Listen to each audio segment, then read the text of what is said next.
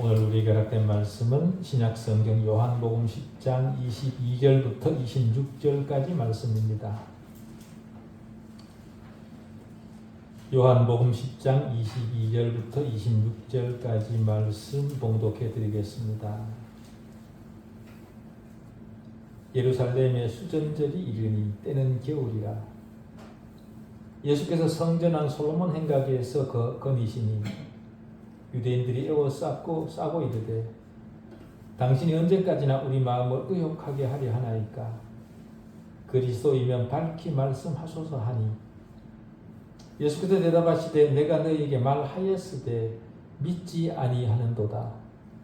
내가 내 아버지의 이름으로 행하는 일들이 나를 증거하는 것이거늘 너희가 내 양이 아니므로 믿지 아니하는도다. 아멘. 하나님 아버지, 말씀 앞에 불러주신 은혜를 감사합니다. 내 자신의 신념을 내려놓고 겸손히 말씀을 듣게 해주십시오. 하나님의 진리와 무관하게 자신의 오류를 확정해가는 교만을 꺾어주십시오. 자신의 견해는 언제나 오류임을 인식하게 해주십시오. 자신의 결핍을 부정하는 자가 아니라 자신의 결핍을 볼 줄 알게 해주십시오. 하나님의 말씀을 비평하는 자가 아니라 듣는 자에게 해주십시오. 하나님의 은혜와 무관하게 하나님을 인식하려는 교만을 내려놓게 해주십시오. 하나님의 은혜는 절대로 인간 자신으로부터 시작될 수 없음을 거듭 알게 해주십시오. 인간은 자신을 넘어설 수 없다는 명백한 사실도 깨닫게 해주십시오. 하나님 말씀과 불합리한 미신을 혼돈하지 않게 해주십시오. 우리 주 예수 그리스도 이름으로 기도하옵나이다. 아멘. 요한복음 7장부터 지난주까지 살폈던 10장 21절까지의 기록들은 유대인의 3대 명절 가운데 하나였던 초막절을 전후해서 일어났던 일이고 22절부터 39절까지는 초막절로부터 3개월 정도 지나 계절이 바뀐 수전절기에 있었던 일입니다. 수전절은 우상으로 더럽혀진 성전을 수리하고 회복한 것을 기념해서 지키던 절기였습니다. 이 수전절은 봉헌절이라 그렇게 불려지기도 했고 히브리어로는 하누카, 즉 다시 말해서 빛의 절기라 그렇게 불려지기도 했습니다. 빛의 절기라 그렇게 불려진 이유는요, 이 수전절은 8일간 지켜졌는데 그 기간 동안에는 각 가정에서 깨끗한 기름으로 등불을 밝혔기 때문에 빛의 절기라 그렇게 부르기도 했습니다. 양력 11월, 12월경이었기 때문에 본문에도 겨울이라 그렇게 소개되고 있습니다. 본문에 솔로몬 행각이라는 말 때문인지는 몰라도 혹자는 그 수전절을 솔로몬 성전 봉헌 기념일이라 그렇게 말하기도 합니다마는 열왕기상 8장 2절에 근거를 하면 솔로몬 성전 봉헌은 추수 때 있었습니다. 그렇기 때문에 수전절과는 거리가 있는 거죠. 그렇다고 이 기념일은 느헤미야 성전 건축을 기념하기 위한 것도 아닙니다. 신구약 중간 시대 때 그 시간이 한 400년 정도 됐었는데요. 그때 시리아 안티오코스 에피파네스가 유대를 침공해서 유대인을 극심하게 탄압했습니다. 어떻게 탄압을 했냐 하면 할례를 하면 사형을 시켰고요. 성전을 매춘의 굴로 만들었고 유대인들이 가증스럽게 여기는 돼지를 제물로 드리도록 그렇게 억압을 했습니다. 그래서 견디다 못한 유대는 마카비 장군을 중심으로 시리아와 전쟁을 벌여서 승리를 하고 시리아를 몰아냈습니다. 이 수전절은 안티오코스의 우상 숭배로 더럽혀진 성전을 BC 164년 유다 마카비가 정결하게 한 후 그것을 기념한 것이 바로 이 수전절입니다. 수전절은 유대 3대 명절, 다시 말해 유월절, 칠칠절, 초막절에 포함되지 않았기 때문에 예루살렘이 아니라 어느 곳에서든지 지킬 수 있었던 그런 절기였습니다. 이 기록을 통해서 볼 때 초막절과 수전절 사이에 주님이 유대에 머무르셨다는 것을 알 수 있습니다. 수전절은 이 본문 외에 성경 어디에도 기록이 없습니다. 당시 유대인들이 주님을 체포할 기회를 노리고 있었기 때문에 위험이 늘 따랐지만 거기에 개의치 않으시고 성전에 주님이 나가신 것은 주님 자신이 회복된 성전의 실체라는 것을 그들에게 보여주고 싶었던 겁니다. 오늘 본문을 통해 믿지 않는 자들의 특징을 우리는 확인할 수 있는데요. 이 믿지 않는 자들은 성경에서 분명히 밝혀진 하나님의 말씀을 자신이 파악하지 못했으면서 성경은 분명하게 우리 자신에 대해, 우리 구원에 대해 선언하고 있는데도 자신이 그 말씀을 파악하지 못했으면서 마치 말씀이 없어서 이해하지 못한 것처럼 그렇게 몰아갑니다. 이미 분명히 하신 말씀을 듣지 않거나 왜곡하고 그것을 구실로 주님을 믿지 않고 주님을 받아들이려 하지 않는 특징들이 믿지 않는 자들 속에는 있습니다. 그러면서도 자신의 인생이 꼬이거나 실패하게 되면 그 책임이 하나님에게 있다는 듯이 하나님을 비난하죠. 하나님께서 하나님 자신을 분명히 보다 더 분명히 나타내 주셨다면 상황은 달랐을 것이고 그랬다면 자신이 실패하지 않았을 것이라 그렇게 억지를 부립니다. 우리 중에는 이런 사람이 없기를 바랍니다. 그러나 사람이 어떤 말로 구실을 삼든지 간에 그 책임은 하나님이나 기독교 신앙에 있는 것이 아니라 타락한 인간 본성 안에 있습니다. 햇빛이 뜨거워지면서 늪지에 유독한 수증기가 발생한다고 가정을 해보십시오. 그렇다고 햇빛을 비춘 해를 원망할 수 있겠습니까? 태양을 원망할 수 있겠습니까? 마찬가지로 영광스러운 복음으로 말미암아 인간의 부패가 드러나고 사람의 마음의 생각을 드러낸다고 해서 복음을 탓할 수 있습니까? 그럼에도 불구하고 그런 사람들이 의외로 많습니다. 마치 복음에 모순과 결점이 있는 것처럼 자신의 논리로 억지를 부립니다. 그들이 그렇게 하는 이유는요, 하나님을 자기 방식대로 이해했기 때문에 그렇습니다. 본문이 기록된 때는 예수 그리스도께서 공생의 마지막 지점을 향해 나아가고 계신 그런 때였습니다. 주님은 거의 3년 동안 갈릴리와 유대에 계셨고 그동안 공적으로 사람들을 가르치셨습니다. 우리는 그것을 주님의 공생의 기간이라 그렇게 부르죠. 요한복음 10장으로 주님의 공생의 기간이 끝납니다. 주님은 그 기간 동안 자신이 메시아라는 사실을 암묵적으로 늘 알려주셨습니다. 노골적으로는 말하지 않았지만 늘 그것을 암시하셨습니다. 그리고 11장에서부터 요한복음의 후반부가 시작이 되는데요. 이 부분에서는 그리스도의 죽음과 부활로서 마무리되는 주님의 사역을 기록하고 있습니다. 요한복음 첫 번째 부분, 다시 말해 10장까지, 즉 공생의 기간 동안 주님은 두 가지 주요 목적을 나타내셨습니다. 그 한 가지 목적은 자신을 약속된 메시아로 나타내는 것이었고 또 다른 목적은 죄를 위한 희생제물로 자신을 드리는 것을 나타내는 것이었습니다. 그리고 11장부터 다시 말해 후반부에서는 주님의 죽음과 부활을 통해 성취해야 될 것이 무엇인가를 나타내 보여주십니다. 주님은 자신의 죽음과 부활을 통해 인류 구원을 완성하는 것이 목표였지만 주님의 그 의도를 알지 못하는 유대인들은 정치적 메시아를 찾고 있었습니다.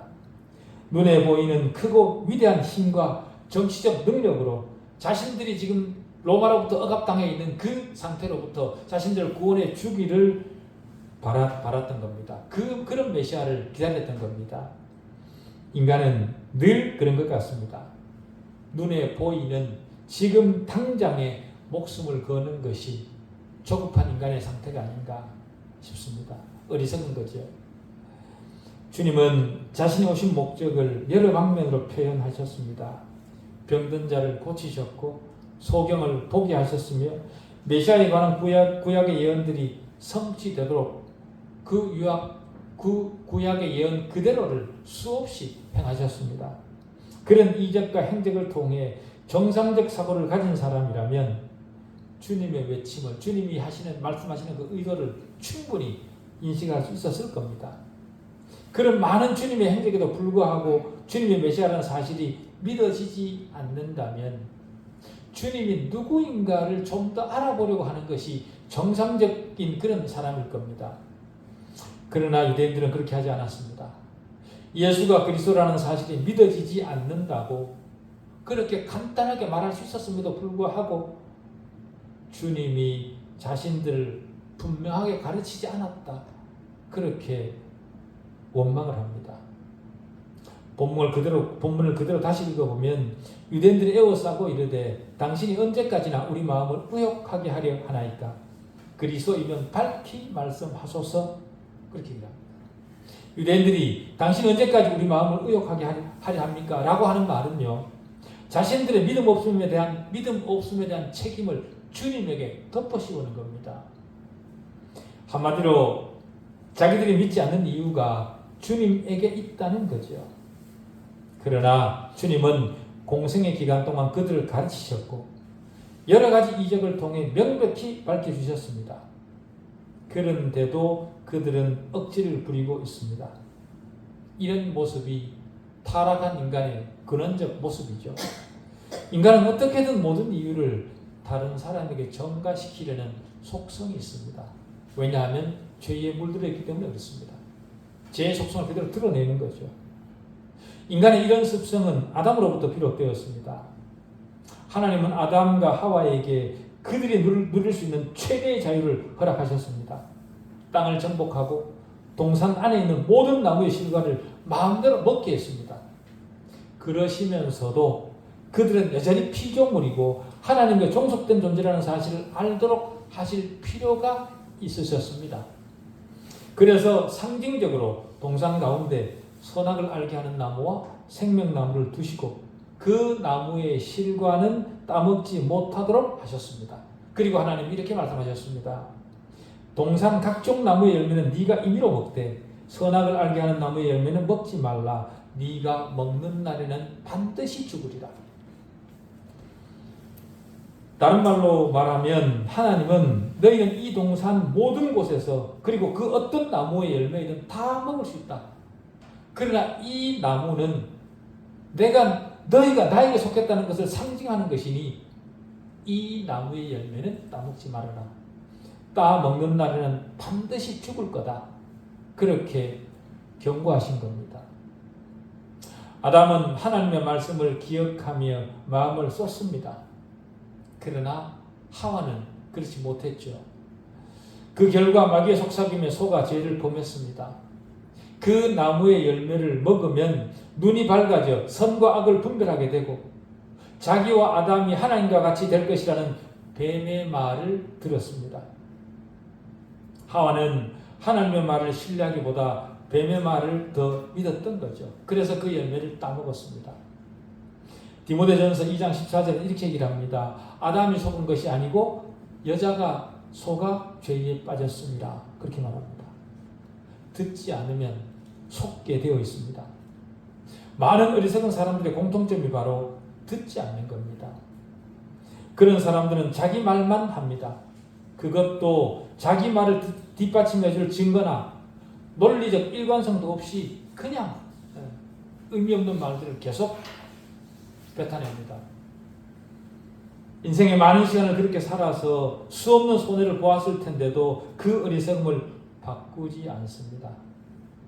끊임없이 자기 말을, 의미 없는 말을 반복합니다. 반면에요, 아담은 속임수에 빠진 것이 아닙니다. 아담은 의도적으로 죄를 범했습니다. 아담은 하와가 주는 열매가 어디서 난 것인지 알면서도 받아먹었습니다. 하나님의 명령을 기억하고 하와의 범죄를 제재하고 동참하지 말았어야 했음에도 불구하고 그러지 않았습니다. 범죄 후에 하나님께서 그들에게 오셨을 때 하나님은 아담에게 먼저 오셨습니다. 죄가 발각되자 아담은 죄를 고백하고 잘못을 뉘우치는 것이 아니라 자기 책임을 부인합니다. 반대로 하와는 자기 행위를 변명하려 하지 않았습니다. 뱀이 나를 꿰물어 내가 먹었나이다. 솔직하게 얘기를 합니다. 아담은 자기 죄의 책임을 하나님과 여자에게 재빨리 돌려서 자기 책임을 모면하려 했습니다. 하나님이 주셔서 나와 함께 있게 하신 여자, 그가 그 나무 열매를 내게 주었으므로 내가 먹었나이다. 그렇게 책임을 회피합니다. 다른 말로 해서 아담은 자기 죄의 1차적 책임을 하나님에게 돌리고 2차적 책임을 하와에게 돌렸습니다. 유혹에 넘어갈 여자를 자신에게 주신 분이 하나님이라는 거죠. 그런데 중요한 것은요, 우리가 바로 아담의 죄를 오늘도 반복하고 있다는 사실입니다. 왜 그런가 하면 죄의 책임을 다른 사람에게 돌리는 것이 죄의 성질이기 때문에 그렇습니다. 하나님은 생명나무를 동산에 두시면서 명백하게 말씀하셨고 아담은 완전하게 창조된 피조물입니다. 그런데도 죄에 빠지자 죄의 성질을 그대로 드러냅니다. 첫사람 아담의 죄성은 인류를 타고 흐르는 인간의 본성이 되었습니다. 그래서 주님 당대 유대인들도 믿음 없음을 주님에게 돌렸고 우리 시대에도 여전히 반복되고 있습니다. 우리는 어떻습니까? 자신의 죄를 다른 사람에게 돌리고 있지는 않습니까? 요한일서 1장 9절은 이렇게 얘기를 합니다. 만일 우리가 우리 죄를 자백하면 그는 미쁘시고 의로우사 우리 죄를 사하시며 우리를 모든 불의에서 깨끗게 하실 것이요 라고 합니다. 자신의 죄의 책임을 하나님이나 다른 사람에게 돌린다면 하나님의 은혜는 우리에게 해당되지 않을 겁니다. 오늘 본문도 같은 맥락입니다. 주님의 공생애가 끝날 무렵 때는 겨울이었습니다. 다시 말해 핑계를 대며 구실을 찾는 사람들에게 주님의 따뜻한 공생애의 여름은 지나갔고 이제 그들에게 베풀어질 주님의 은혜가 싸늘하게 식어가고 있는 겨울이 되었습니다. 예레미야는 이런 말을 했습니다. 추수할 때가 지나고 여름이 다하였으나 우리는 구원을 얻지 못하였도다. 예레미야를 통한 이런 말씀이 우리에게는 해당되지 않기를 저는 바랍니다. 우리 사고방식으로는 불신앙이 믿지 않는 자들의 논리가 꽤 논리적으로 보일 수도 있습니다. 그러나 하나님의 생각과는 다릅니다. 하나님의 생각을 우리는 무조건 믿어야 됩니다. 하나님은 우리 구원에 필요한 모든 것을 주님을 통해 다 들려주셨기 때문에 우리가 믿지 못하는 것에 핑계될 수 없습니다. 하나님이 하나님이시지 우리가 하나님이 아닙니다. 그렇기 때문에 우리는 하나님을 믿어야 됩니다. 주님에게 불만을 토로하고 책임을 돌리는 그들에게 주님은 내가 너희에게 말하였으되 믿지 아니하는도다. 내가 내 아버지의 이름으로 행하는 일들이 나를 증거하는 것이다. 그렇게 분명하게 말씀하셨습니다. 말씀만 하신 것이 아니라 주님이 행하신 모든 일이 주님을 증거한다고까지 하셨습니다. 주님의 말씀만으로 믿는 자들이 있었습니다. 그러나 그것으로도 부족하다고 판단하셔서 이적을 행하셨던 거죠. 이적은 표적입니다. 무슨 말이냐 하면 주님께서 이적을 행하시는 목적은 이적을 행하시는 주님의 비상한 능력이나 성격을 지시해 준다 그 말입니다. 즉 이적은 무엇인가를 지시하기 위한 것이다 라는 거죠. 주님께서 이적을 행하심으로써 지시하는 것이 무엇이었겠습니까? 그것은 주님이 곧 하나님이시라는 사실을 지시하는 겁니다. 주님의 모든 이적이 그렇습니다. 알다시피 요한복음에는 7개의 큰 이적이 있습니다. 아시겠지만 다시 복습을 해보자면 첫 번째 이적은 2장에 가나 혼인잔치에서 물이 포도주로 변하게 하는 이적이었습니다.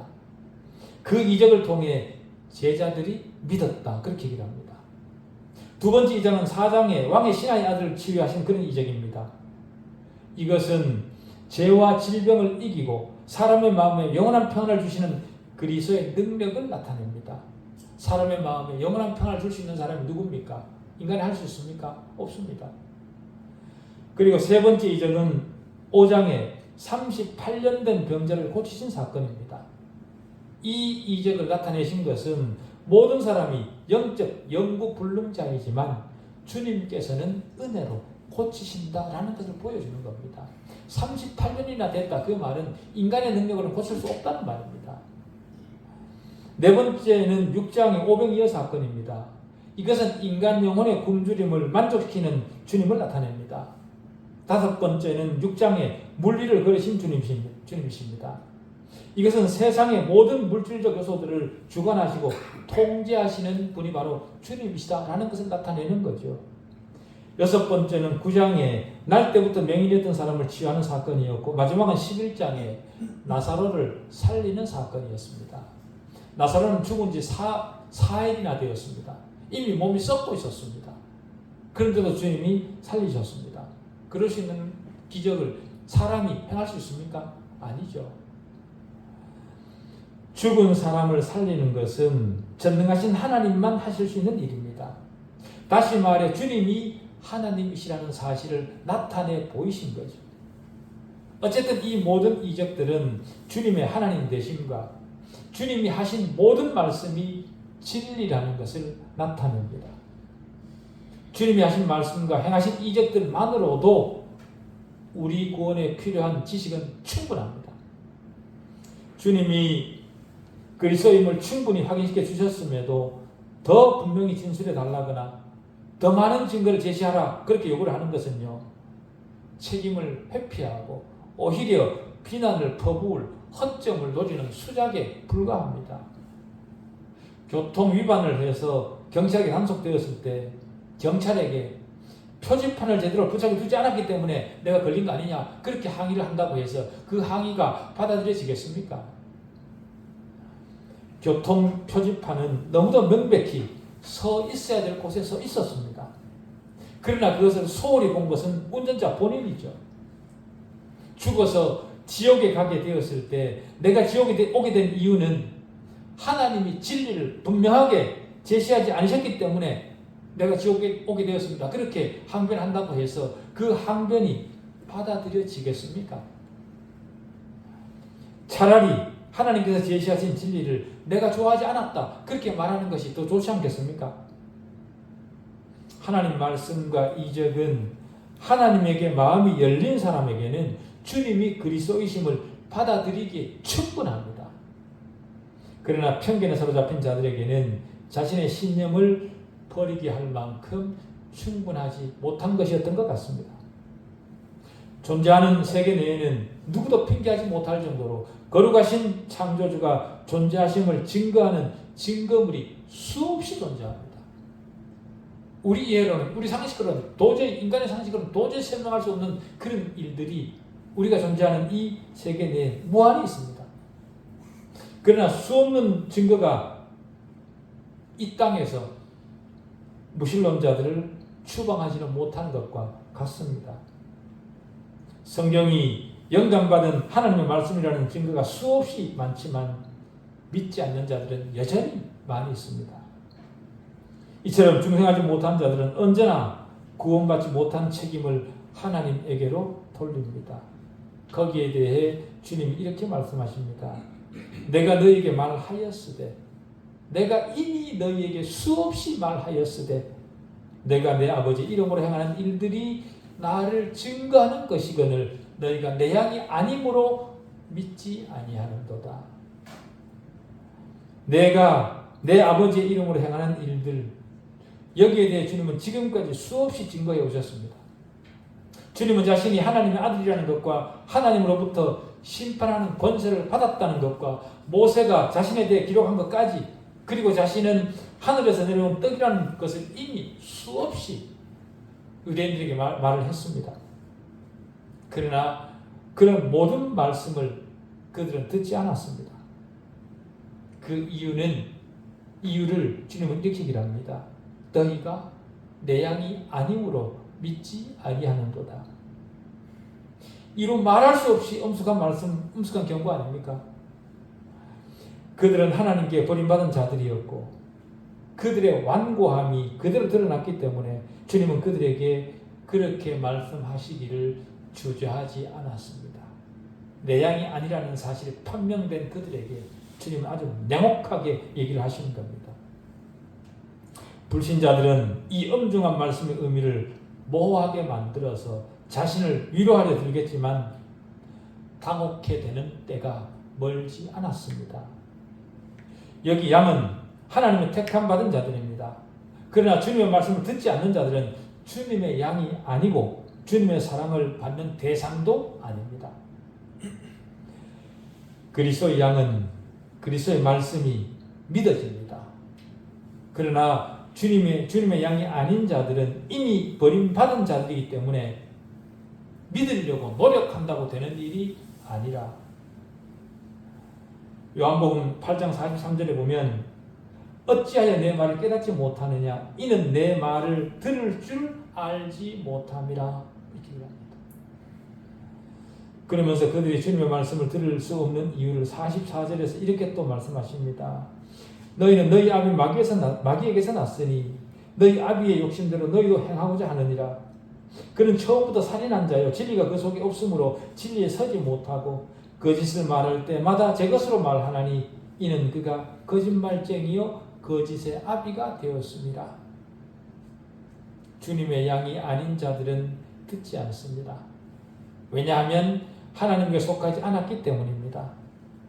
하나님으로부터 버림받은 자들은 하나님의 말씀이 들리지 않습니다. 우리가 하나님을 택한 것이 아니라 하나님이 우리를 택하셨습니다. 하나님의 택하심 안에 있는 자들은 주님의 말씀을 듣고 반응하게 되어 있습니다. 주님이 믿어지지 않는 이유를 우리는 주님에게서 찾으면 안 됩니다. 그리스도의 양은 성경이 하나님의 말씀이라는 것을 의심하지 않습니다. 노력해서 믿으려고 하는 것이 아니라 믿어집니다.